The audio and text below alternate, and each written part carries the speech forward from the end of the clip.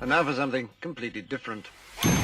Forget everything you've been told by others before. Get ready for the real deal, the full story. Real talk about money, markets, life. Now, it's The Real Investment Show, presented by RIA Advisors. And good morning. Welcome to Financial Fitness Friday. I'm Rich Rosso, CFPs. Here with Danny Ratliff, CFP. CFP Squared. Happy to be with you this morning. This week just flew by, Danny. I cannot believe it's Friday already. Some weeks go real slow, but man, this week I was like, what? Maybe it's because of all the turmoil we've gone through. We've had feast, we've had famine, but we're ending a tumultuous week, sort of on a positive note. The S&P rebounded on Thursday. Biggest one-day gain since what? November of 2022. And we have almost wiped out all the declines. Well, and it's also piggybacking on the worst day. Yeah, I know. 2022, right? Imagine you're an investor and you have a portfolio and you're trying to keep a cool head and you go from the best day to the worst day to the best day in a week. Little whiplash going on.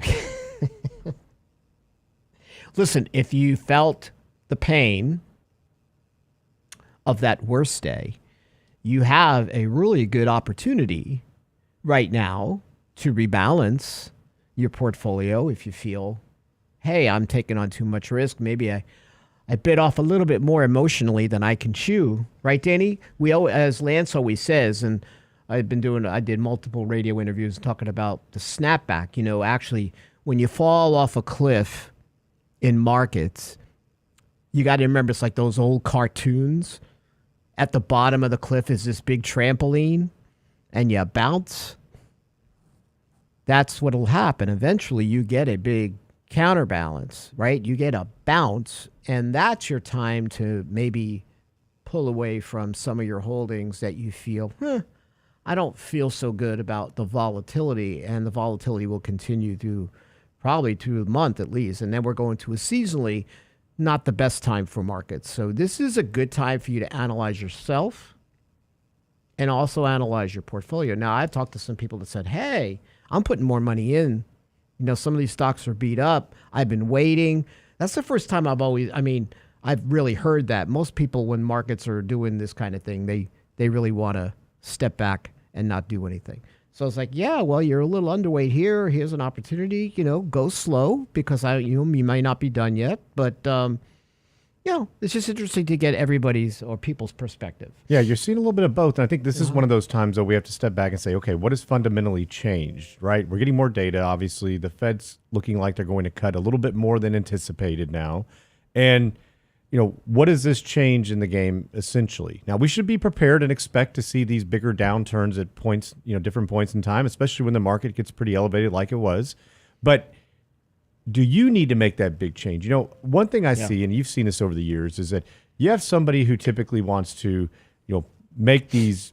I'm all for taking profits, right? And we do that frequently. We've done that. It was amazing how we timed. Even though it was, I think, obviously it's luck a lot of times. We're very humble. We know the market can take us down any minute, but we had trimmed out some of these high flyers right before that derail.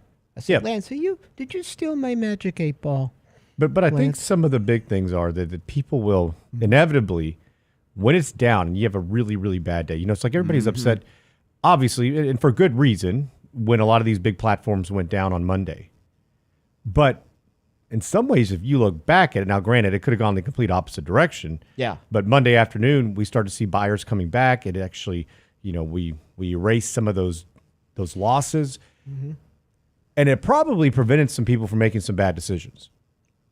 Yes. And selling at much lower prices. And it could have actually exacerbated the problem. And I'm not saying that it was the right thing by any stretch. And I don't know what happens if servers were just overloaded or somebody hit a switch. Who knows? But sometimes we're our own worst enemy. What I'm getting at is that many times it's human nature. We talk about this. This is your security blanket. It's something you've worked. It's your livelihood. And you want to preserve and protect. And human nature is we've got that fight or flight. And we typically, a lot of times people will, it's flight, right? We're getting out. I can't stand to see this. And we look at the dollar amount and what we're doing and, oh my gosh, I just lost this in a day. And so it's easy to say, I'm going to take everything off the table, or I'm going to take a little bit, I think is a much better approach. But, it's like we have different models that we manage from a risk perspective and, objective.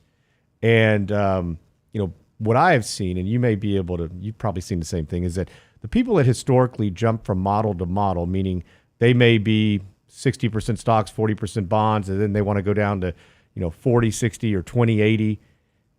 And then essentially at some point they're going to want to get back in and get more aggressive again. Now, granted, we operate a little differently. We don't have static models. We can ratchet the model down, and then we can do so on the upside as well to add a little bit of exposure. But we usually, when most people, what I've seen is that they want to move down when things are bad, obviously, and then they want to get back in and increase that exposure after we've seen a lot of, we get more comfortable, we get more confident.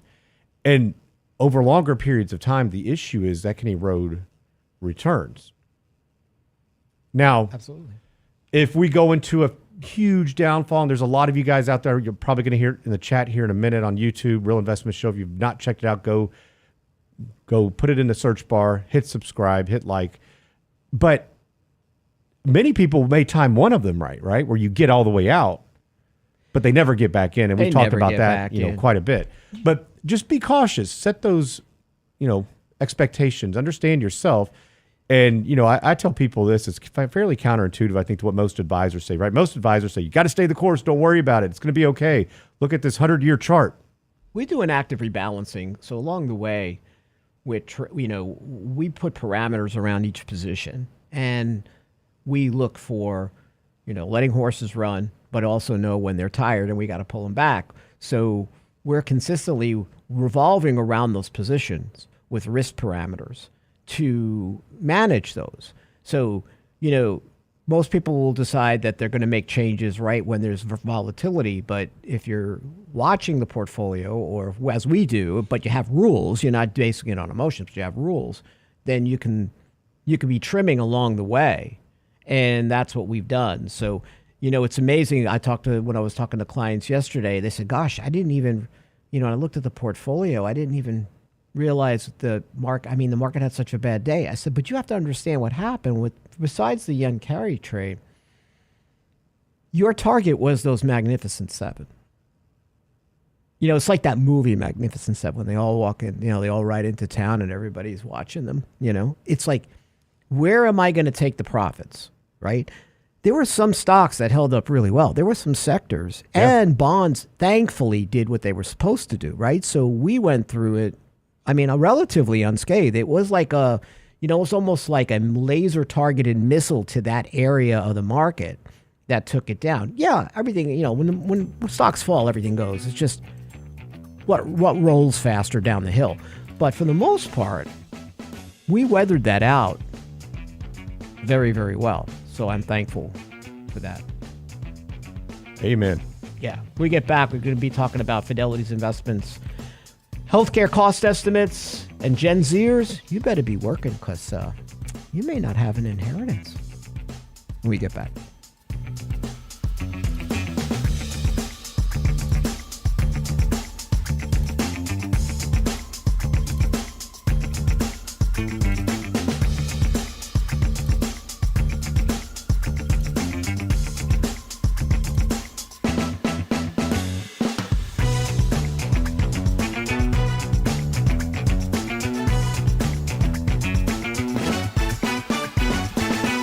And now for something completely different.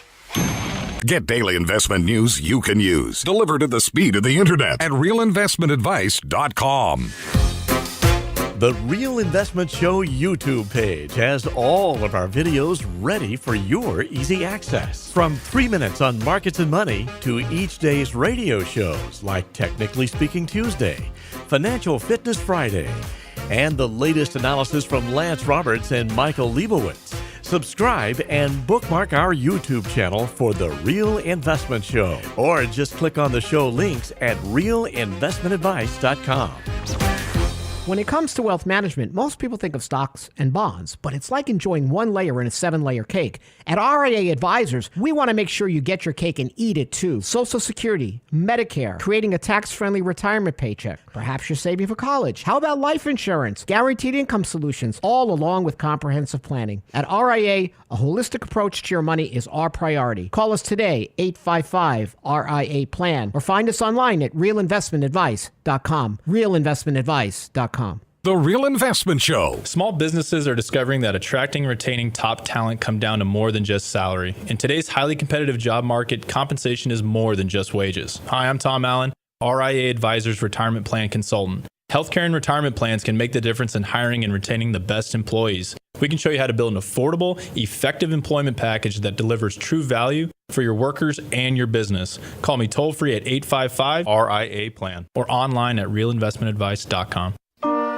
And now, another page from the Real Investment Advisors Investing Manifesto. Bulls win in bull markets.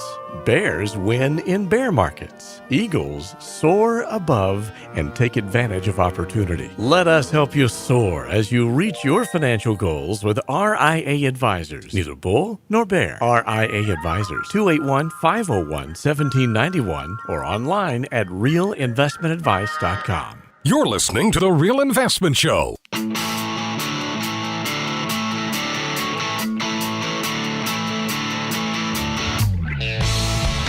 Welcome back. So we've got a lively chat room. If you always want to maybe participate, you will see us there on YouTube. We've got a lively bunch that are there. But Larry had a good question because I noticed this too. There are a lot of companies advertising their actual stocks on CNBC and Fox Business. And they run these commercials. There's one for like a gas company, one for like copper. I don't know. But all I know is I've seen these ads and I'm sort of shocked to see them. You know, it's like Procter & Gamble running a commercial about, hey, buy Procter & Gamble stock. And here's why. You know, it's like an infomercial for the particular company. And I look at that. I look at these commercials and I shake my head like, who's fallen for this? I mean, I'm not, obviously I think when I looked at one of them, looked pretty speculative. I've just never seen companies advertising like that on TV. It's historically them getting on, doing an interview, talking their book, maybe behind scenes doing some things. I like this company, but it's like, hey, the next wave of this is, and this company is on this next wave. It's it's biotech or whatever it is. And I'm like, I wonder how many people use these vehicles for investment research and then maybe just buy the stock. I mean, clearly there's got to be some studies that show that it's worthwhile, right? I mean, they're spending a lot of money for these ads. I mean, maybe I got to look again because I don't watch too closely because I just shake my head and look away. But I wonder if there's disclosures. There's got to be. Although I don't really see them. I see a lot of, all these busy things they're doing and all this stuff they're doing and follow here. We're on the OTC. It's just, there's never going to be a day when I'm going to advertise or, look to buy or own something, unless it's QVC. I'm not going to talk about that. But Christmas in July, lots of good stuff. Well, that's what it is now. It's QVC for stocks. CNBC, QVC. That's what it is. But that used to be relegated just to like pink slips, right? Not pink slips, the penny stocks, right? I mean, essentially, that's what it right? feels like it is. It's like a pump and up scheme where, all the executives pump it up, they talk it up. You got to put your money here, and then everybody does, and stock goes up, and boom, they're out. But with actual companies that too bad the Wolf of Wall Street and didn't use television to sell his. He could have been like on the Phil Donahue show, just during the commercials or Oprah. You seen this Lockheed commercial? I have not. For the fighter jets and stuff? No. It's like, is there a special on jets? Well, sometimes they do that from a PR goodwill, like we're rah, we got the best product. But I haven't seen Well, it. yeah, but on consumer TV? Come on. Yeah, that's interesting. So that's more PR. You got to think, right? I guess it's to help us make us feel good about how where our tax dollars money's are being going. spent. Yes. Yeah. Although we did give $8.5 billion to Intel. We might as well just burned it in the fireplace. Oh, man. No doubt. But that's what I would expect. That's what I would expect too. No accountability, so let's just give it to every company out there. But again, I would not be buying or owning an investment, one, when anybody recommends it on television, or two, if there's a commercial about it. This one thing I'm just going to steer me away from it. But again, I bet it works. Not even if Tom Selleck recommends it?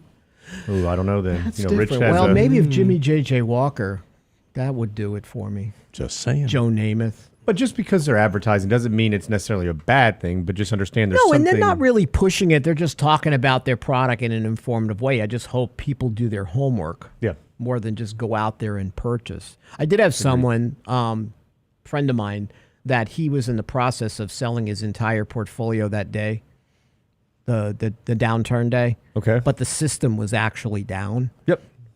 Like the Schwab or whatever he's on, he couldn't place the trades, so then he just let it go. And I'm like, that's the best thing that ever happened to you, is that you had a glitch in the computer system there that you couldn't place the trades.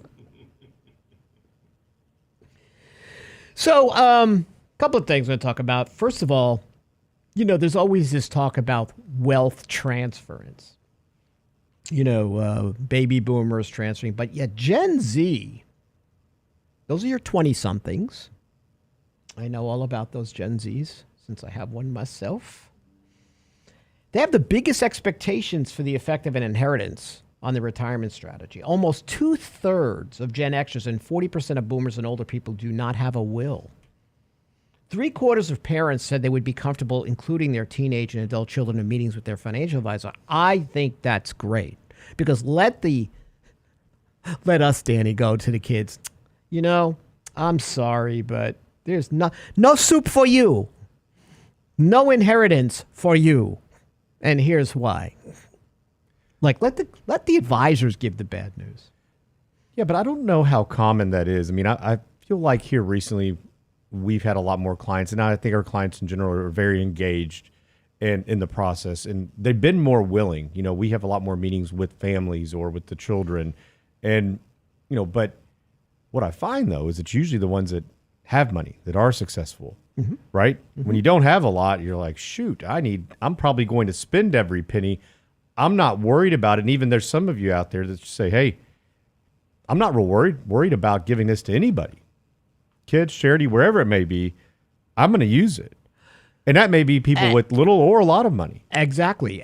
But at least, I think there are many parents having this conversation with their kids that, listen, hey, if there's money left, it's yours. But the best thing I can do for you is not be a burden on you, right? I have the money to take care of myself, long-term care. And if there's money left, that's fine. And most of the kids are okay with that. They're like, you know what? That's great because, I don't want to be taking care of my parents if they don't have any money. There's a lot, I think, that is their retirement plan, and that's the problem. I think so, too, because 32% of millennials in this Northwestern Mutual study said they expect to receive an inheritance. Only 22% of baby boomers and Gen Xers said they would leave a financial gift behind. Now, I will tell you, here's an interesting perspective, and I've been using it. With the RMDs for inherited IRAs, the accelerated payouts on RMDs, which have to be on distributions that have to happen. Describe what that is, so maybe some people don't know.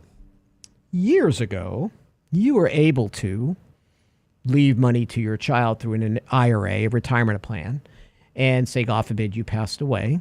They were able to, they would have to require minimum distribution if you were, but they would able to be really to draw out this money over their life expectancy. So if you were 80 and your child was 40, that's a long life expectancy. But then the government says, no, tax deferred account, fatted calf, that's where the money is. They have to take it out or drain that account completely over 10 years.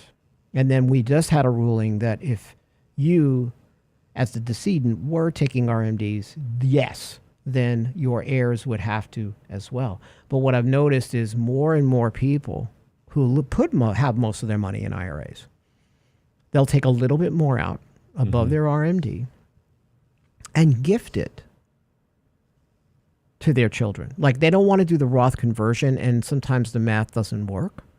but they will draw down more on their IRAs and say, you know, I'm going to use this to pay for my grandchild's private school.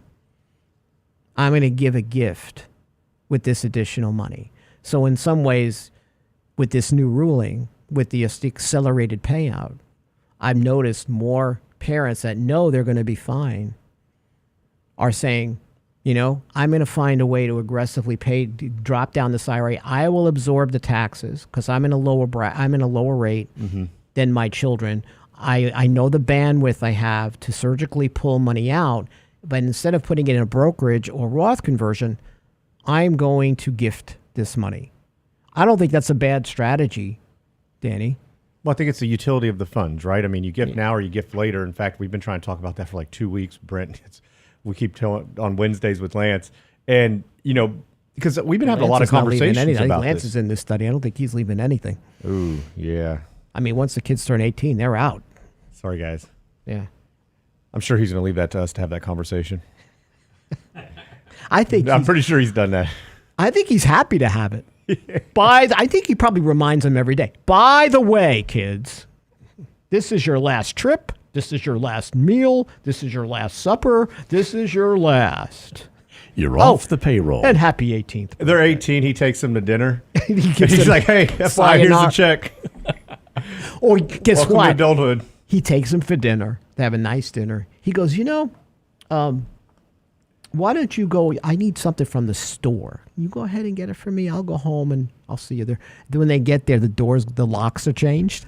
It's probably he's off his diet. He's ordered everything on the menu. The kids are like, what is going on here? And then they get the check. Oh, man. But I think that, you know, those conversations are really important. And I think that having expectations with children as well. I mean, if you look at the study and the numbers you just presented, that can be a big problem if people are relying on that. And I've had some great conversations with people recently and people with, you know, significant means who are like, I don't want to gift all of this to the kids. I want to be smart about it. And, you know, we've had a lot more conversations recently of, you know, actually gifting as, you know, the kids are aging now versus later.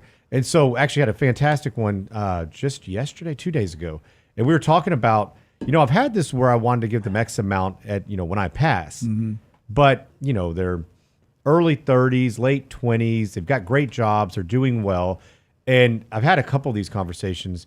And he said, you know, what if we start doing a little bit at a time? And I said, you know what? The plan works to do that. And that's great because helping them at this age, as they're getting their life started and getting their feet under them, is probably a much greater impact right now. Plus, you get to see how they do with it. And instead of giving everything at once when they pass, they're getting it, you know, and when they may be retired too, they're getting it now while they're building their life, starting businesses. And it's bringing you joy, right? I mean, you're getting to witness that. If you're paying for something for your grandkids or something, it's bringing you joy. And Lance is on the chat going, they are absolutely done. But you can do it a little bit at a time. Let's talk about that on the other side of the break. Yeah, let's talk about it. You got to have a plan for it, right? Yep. Danny, you're saying add it in the plan, do it surgically and smart. When we get back, we will continue.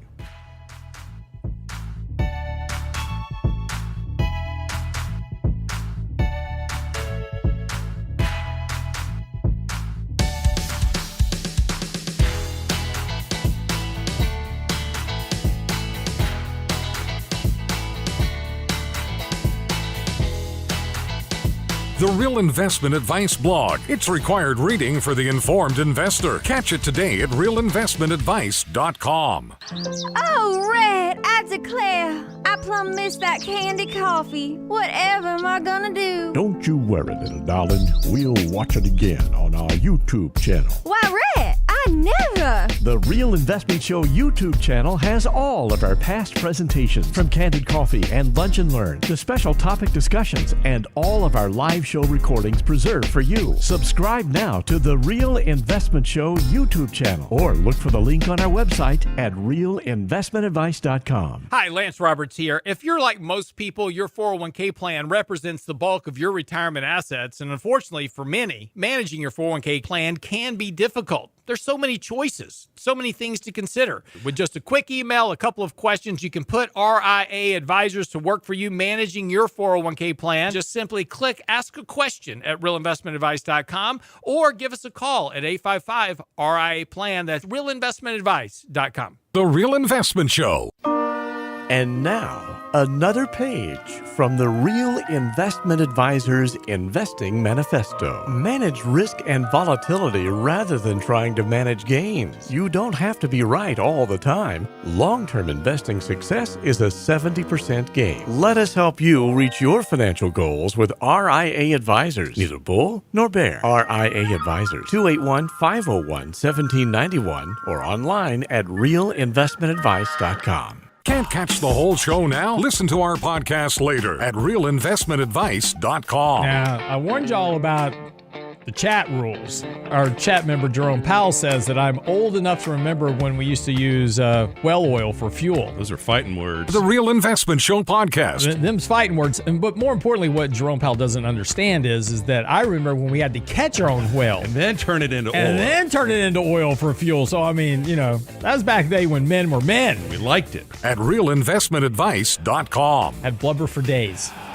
When it comes to wealth management, most people think of stocks and bonds, but it's like enjoying one layer in a 7-layer cake. At RIA Advisors, we want to make sure you get your cake and eat it too. Social Security, Medicare, creating a tax-friendly retirement paycheck. Perhaps you're saving for college. How about life insurance, guaranteed income solutions, all along with comprehensive planning. At RIA, a holistic approach to your money is our priority. Call us today, 855-RIA-PLAN, or find us online at realinvestmentadvice.com. realinvestmentadvice.com.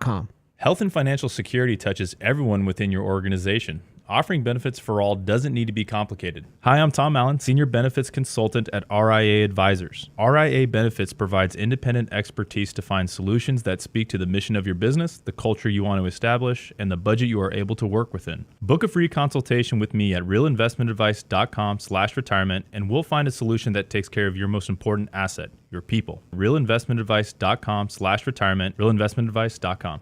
The Real Investment Show YouTube channel has all our videos ready for your easy access, like Technically Speaking Tuesday, Financial Fitness Friday, plus each day's radio shows. Subscribe and bookmark our YouTube channel at realinvestmentadvice.com. You're listening to The Real Investment Show.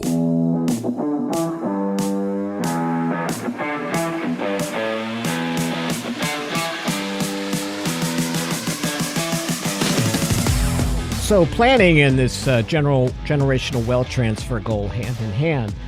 So in the study, participants who said they expect to receive an inheritance, 50% consider it highly critical or critical to their long-term financial security, rising to 59% of said millennials. They believe that they need that. But you do need to have, and it depends on the financial plan. This becomes, and I think the IRA change rules for an inherited IRAs have heated up the conversation to incorporate it, and Danny's going to share something that's pretty interesting when it comes to this. Max gift, by the way, people are asking, is $18,000 per donor. So I have a client who is going to gift from him to his daughter and son-in-law, $18,000 each, and then Mrs. is going to gift $18,000 each to son. Right. So you let your CPA know and daughter. You file marital gift splitting and make sure you document it properly. You document it properly, but there are people. But again, there are people that'll gift more. But the gist of this, or the spirit of this, is there's this lifelong gifting that goes along with the inheritance. They're sort of linked. Before, people were fine to say, I'm going to leave the IRA, there'll be money left. But now the tax implications are causing people to rethink the strategy. So, Danny, why don't you share a little bit about, because that's, I'm sorry, I'm laughing at the chat. Talk a little bit about, because this is a very unique way to look at this process. Well, I don't know that it has to be just from the IRA, right? I mean, we need to look at a number of different but I things. think the IRA is sparking this because people are worried about the tax implications for their kids. But it's not an IRA discussion. It's an awareness that has occurred because of the change in the rules. You know, Go ahead. there's many things you can do, right? So the IRA discussion is really primarily around when you pass and you're going to give funds. But if you're giving along the way prior to your death, well, you know, we may look at highly appreciated stock depending on tax brackets between you and, you know, the person who's going to receive the gift. We may look at, you know, if you're charitably inclined, doing qualified charitable distributions. I mean, there's many, many different facets to this that we look at. But we are seeing a trend of a lot more people wanting to gift along the way. And so wanting to see how the kids will use the funds, what's their experience with it. And then set some guardrails where maybe instead of them receiving X amount upon their passing, they're receiving it while they're younger. They're creating good habits, hopefully, but it gives an opportunity to teach, which, you know, we talk about often. The communication is extremely poor around financial matters. And so I highly encourage, you know, looking at something similar to this or just having an open door conversation where, hey, you know, you have questions, you need something, here's things I've done well, things I haven't. I think those conversations are always great. But I've had a lot of conversations recently where, you know, say, hey, I'm going to go ahead and start. What is this impact to the plan if I go ahead and I don't use the funds? Because we have to remember now you don't have the use of these assets anymore for income purposes, for growth, whatever it may be. We're taking that out of the portfolio. Now, instead of gifting, you know, one set amount when you pass or all of it, you're gifting a little bit along the way. And, you know, we've had some conversations like, well, okay, what's the best way we can do so and make sure that we foster the right type of environment? So, you know, we may set an amount, and I'll just use $100,000 for instance. And we say, all right, we're going to give $10,000 each year, or $20,000 for the next 5 years or 10 years. And we want to see what you do with it. So meaning that, you know, some of the stipulations were, look, I'm going to give you these funds, but I do ask that you do a financial plan. I do ask that you work on it, and you can do with the funds what you want. I'd prefer to see at your age, you know, utilize these to start a business, to pay off debt, to, you know, do something productive with it. But it also gives the opportunity to come back a year from now and say, all right, how do we do? What do we use the funds for? You know, did that 10,000 grow to 12, 13, 15? Did you use it on, you know, paying off debt? What happened? Where did we go with it? And so then it creates some additional talking points.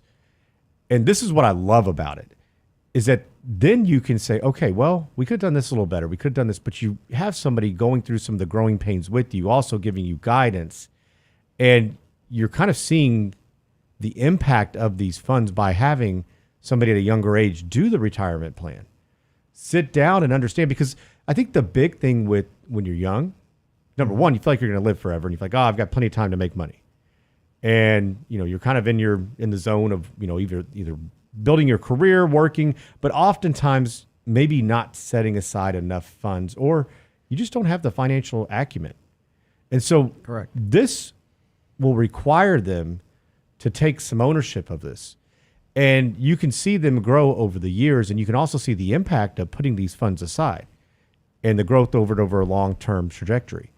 And so while it's difficult to back in, you know, I think the biggest struggle for many is like, well, I have no idea what I'm going to need in retirement. Well, that's right. I mean, things will change, but we can start to set some objectives and goals, and granted, they're going to change. But as long as we're working towards something, the greater good of that retirement or whatever it may be along the way, any objective. Yeah, because people will say if you're younger, you don't need planning. And it's like, well, because I'm not retiring anytime soon. But it's not about retirement. It's about all these milestones before you get to retirement. You're going to have children. You're going to save for college. What is your cash flow budgets? What kind of habits? I think with younger people do plans, it's more about the habits that they're putting in place, the things they're doing, or what I call fiscal fitness, that's going to lead to the success. So yes, Social Security, retirement, that's so nebulous. It's really tough. You don't even want to talk about that sometimes to someone who's in their 20s and 30s, sometimes even early 40s. But yeah. What are your habits? What do you want along the way? And are you doing the right things? That ongoing debt management, cash flow management, and that's very, very important.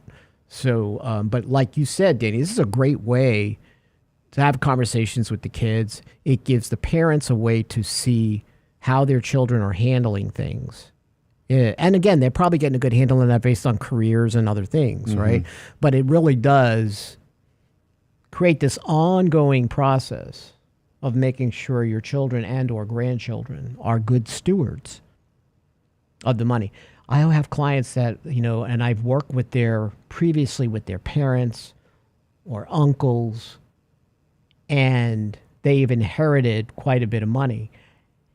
And one thing I always mention to them, well, not every time, but on a consistent basis, your parents, your uncle would be proud of you. You are good stewards. And they think that's so important. Like they feel like I've been granted this gift, and I'm grateful for it, and I'm not going to blow it. So, and then there are some people that get inheritances, and they want, like parents aren't even passed away, and they want to put the inheritance in their financial plan. And I'm like, well, first of all, it's a little macabre. Yeah. But it's also, we can't really depend on this money. Well, mom is 86, I'm like, well, okay. She could, like, do you have a expiration date on her, like a container of milk? What's mom's expiration date? Well, I don't think she's going to live past 90. Like, okay. How do we know? What if she lives to 96? That ain't going to happen. I'm like, okay. Okay, Mr. Soprano. Well, you mentioned those. What's going to happen to grandma? But I'm saying is, don't put that in the plan until you got it. Yeah. It's like, I've seen people. But going back to the comment you made about being good stewards of it, and being good stewards can mean a lot of different things to different people. And so sometimes you see, though, Rich, where, hey, my dad was an old school stock picker. He bought these companies, over the last 40 years, and they will not sell. They can't get rid of them. They can't. They can't. It's the emotional attachment. And that can be problematic because I can assure you at some point your father likely sold. Now, at least some money, right? Harvested some, took off the... But that can be an issue, right? Because a lot of times you have a step up in cost basis, so you've received them at a favorable tax treatment. You have the ability to make changes along the way, and I think that's where we sometimes get in our own way, thinking that we need to retain this exactly as it was. But the world has changed. I mean, the world has changed over the last 5-10 years. Think about 20, 30, 40, sometimes 50 years, and in the same exact company. I mean, shoot, some of these well-known brands are not so well-known anymore. Oh, yeah. And so that's true. Don't feel like you can't make those changes, because if you're doing it for the right reasons, I think that, your parents would likely be proud. You could have had Intel. GE. I mean, you think about, the list goes on. Yeah. But, there's a lot of talk in the chat of like, okay, so general guidance on, Roth conversions, avoid RMD tax torpedo, trust. Trust will be great if you want to control the funds beyond the grave. Mm-hmm. I think that's an important thing you can do if you're saying, hey, I don't want to gift now. I want to use these funds, but when I pass, there's a handful of ways you can accomplish that. Visiting with a good estate attorney will certainly help. Testamentary trusts are a really good way to do it. Put it in the will. It starts upon your passing. Everything pours over into it. It is a great tool to retain assets and still have some guardrails associated with that. And protect the kids. I mean, I have young couple right now, but I encouraged their parents 20 years ago, they're gone now, to set up, this testamentary trust. And now son is getting divorced, but he kept the money in the trust. I says, nope, that's yours. Well, let's talk about that. We're going to talk about that really when important. We get back. Also, we have a question about the tax torpedo. We do plan for that. Tax torpedo when we get back.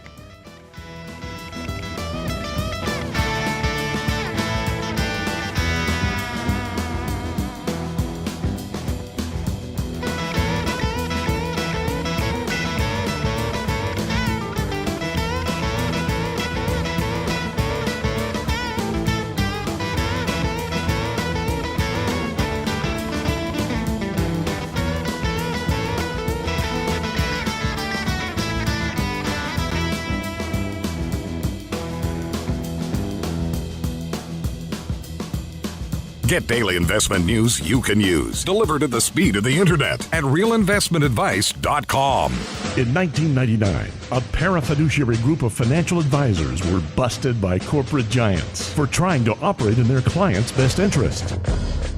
These men promptly escaped from a high-cost margin environment to the Houston Energy Corridor. Today, still excoriated by their former employers, they survive as protectors of others' fortunes. If you have a problem about preserving capital, if no one else can help, and you can find them right here, maybe you should hire the RIA team. Small businesses are now being challenged by the lack of employees and how to attract and recruit the best employees. To get the better employee, you'll have to offer a better package. Hi, I'm Tom Allen, RIA Advisors Retirement Plan Consultant. Don't assume a 401k plan is too costly or complicated for your small business to offer. Let us show you how to make the most of an affordable and effective plan that will deliver true value for your business and your employees. Call me toll-free at 855-RIA-PLAN or online at realinvestmentadvice.com. That's realinvestmentadvice.com. The Real Investment Show. When it comes to wealth management, most people think of stocks and bonds, but it's like enjoying one layer in a 7-layer cake. At RIA Advisors, we want to make sure you get your cake and eat it too. Social Security, Medicare, creating a tax-friendly retirement paycheck. Perhaps you're saving for college. How about life insurance, guaranteed income solutions, all along with comprehensive planning? At RIA, a holistic approach to your money is our priority. Call us today, 855-RIA-PLAN, or find us online at realinvestmentadvice.com. realinvestmentadvice.com.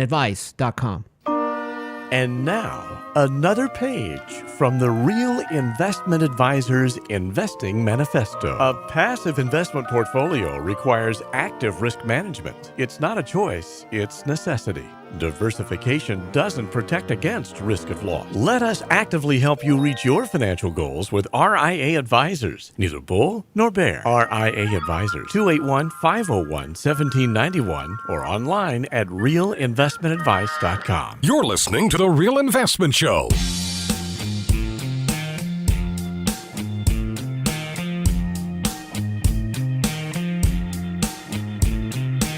And welcome back. So give you a little tease, but in September we are going to have a retirement blueprint course at the Hyatt Centric in the Woodlands. We'll share more about that as we move forward. But it's a soup to nuts understanding of what you need to do. You know, when you go for your colonoscopy, you have bowel prep.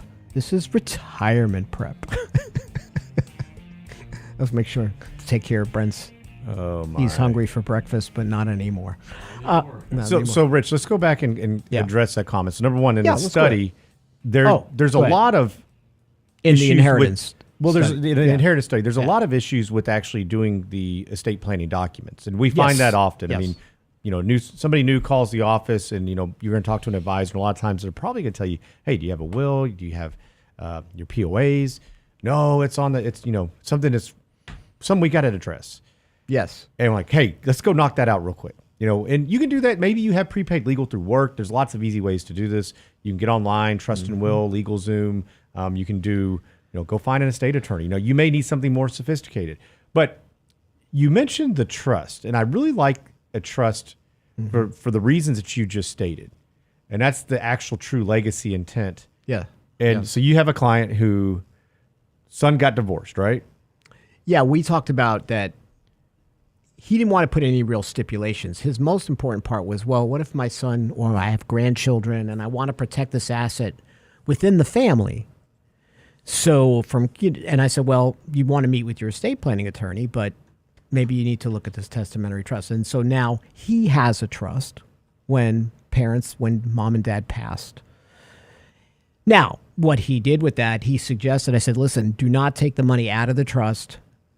Don't add anything to it. Just keep what you have in the trust, but realize that that's protected. So now, unfortunately, it's a sad story, but he's going through a divorce, not something he wanted. But he says, what about these assets? You told me at one time that they're fine. I said, yeah, no, they are not included in the process that you're going to be going through financially. So he goes, oh, I'm so glad I kept it in the trust. So, and again, the grandchildren, he's got 2 children. They're part of the trust, right? So it keeps this money protected for the family. So his children obviously would also eventually be. Yeah, and I think that, protected. visit with a lot of different people in the sense of talking, having these conversations. And sometimes, we love him or we love her. They've been together for, so long. And, that would never happen. But it could. Life happens. I mean, this was purely, this is something I didn't expect for him. So, we said, well, I said, when you're ready to talk financially, let's talk. And of course, he's got a great attorney. But the point is, this asset is off limits. And that's what the parents intended. No, nothing against daughter-in-law, who I know I'm sure they would have been fine with. But it also helps the former spouse, was soon to be, because it also helps her children and his children, right? Because it goes to them as well. And he's been a good steward. So trusts can work for you. But like as Danny said, you can have stipulations on trusts that certain things have to happen too. I mean, I'm not as big on this iron fist kind of situation. I'm more in there for the family protection. But that's what a trust is designed to do. It's your wishes. But don't let the documents speak for you, right, Danny? These are conversations. Like, I remember. Don't let it surprise you. Don't let it surprise you, right? I had these parents did talk to their son when he was younger about this could happen and this is what we're doing. So don't let the documents talk. You need to talk. You need to explain to your heirs why you're doing the things that you're doing. And I think that's big, because a lot of times somebody passes and they're like, oh my gosh.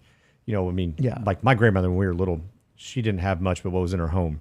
But she's like, if you want anything, Danny, you get a blue sticker, put it on the back. It's like a garage sale. Yeah. You go stick it on the back. My cousins, everybody put stuff on things, my aunts and uncles. And that was when she passed, her way of doing basically her estate plan, because there was no true wealth or money. Danny took the behind. whiskey decanter. No, I did not. No, but I think somebody changed all my stickers out. Stinking cousins. But but there's so many ways to do that. Now that's not a great way to do it, but especially if you have true wealth all the behind people it. like us, it's good. So people listen. Families have been ruined over stuff. Oh, many a times. I mean, I'm shocked at some of the stuff families are. I mean, I have families that don't talk over Tonka trucks. I mean, I'm talking really. Silly, but there's sentimental value to. Like grandma collected thimbles or whatever it is. Now, I will tell you, younger generations don't want stuff. They're not as inclined. Gen Z is like, Dad, I tell my girlfriend, I'm like, someday you're going to walk into this antique store and all the stuff that I have will be here, because Haley will be dropping it off, or at an antique store or eBay or whatever. They don't want as much stuff. No. As the previous generations. And I think that's why storage units are doing so well. Because also there's that sentimental attachment, like, shoot, I don't know what to do with this stuff. So they just stick it in storage. We should do a whole show on how people need to, as they get closer to retirement, purge. It's really tough to get rid of stuff. But man, when people go through that, it's a catharsis, right? They're like, oh my gosh, this is great. If my father passed, I'd have to take a sabbatical. I'm serious. It's that bad. Can I go through his stuff, because I probably want some of it? Yeah, no, it's crazy. And stuff is everywhere. And I'm like, how do you know where anything is? Like, I know. And he just meanders through this maze of junk. And I'm like, Danny's dad is the dad that says, I said, Dad, what would you do if you got this big illness? I'm going in the woods. Yeah. And I'm not. What's going on in the woods? Yeah. It's a different breed. I bet he's got a lot of good stuff, though. Yeah, I'd never find it. I mean, you'll find it. You got to get the kids involved. It'll be like, we'll have to videotape. We'll have to tape the whole thing. We'll have to put it on.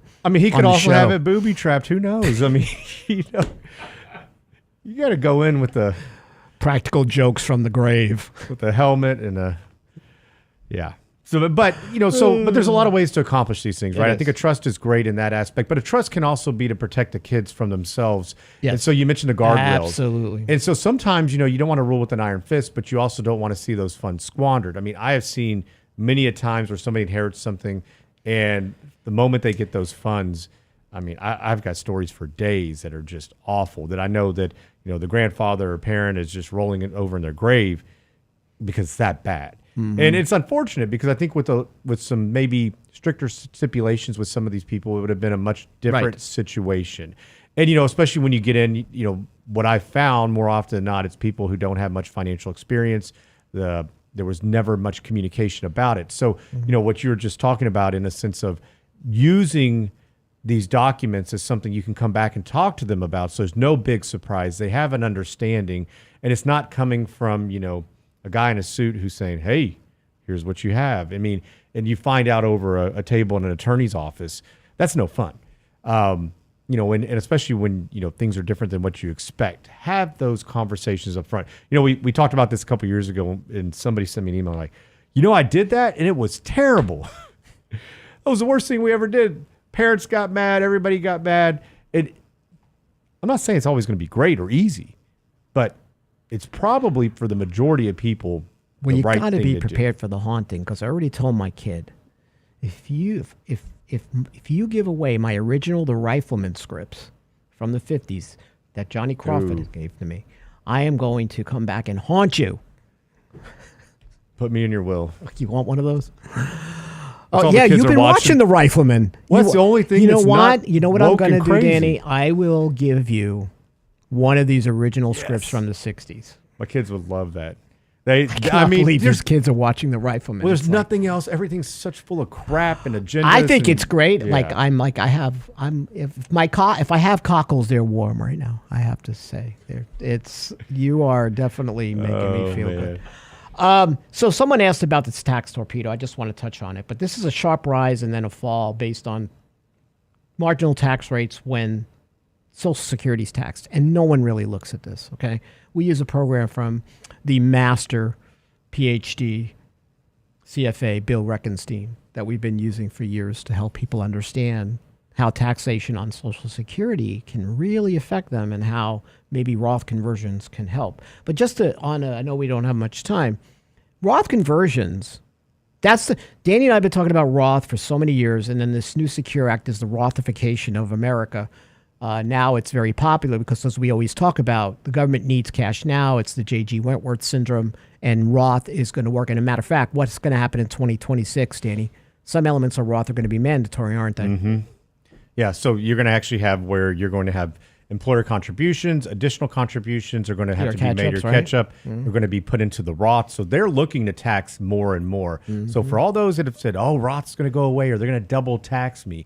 Listen, they're not going to be able to double tax you, but they need your money now. So it's very likely that, going ahead and utilizing this the way many are, I think that a conversion can be fantastic. It avoids that tax torpedo because it's not just the Social Security taxation. And listen, getting under those parameters is extremely difficult, right?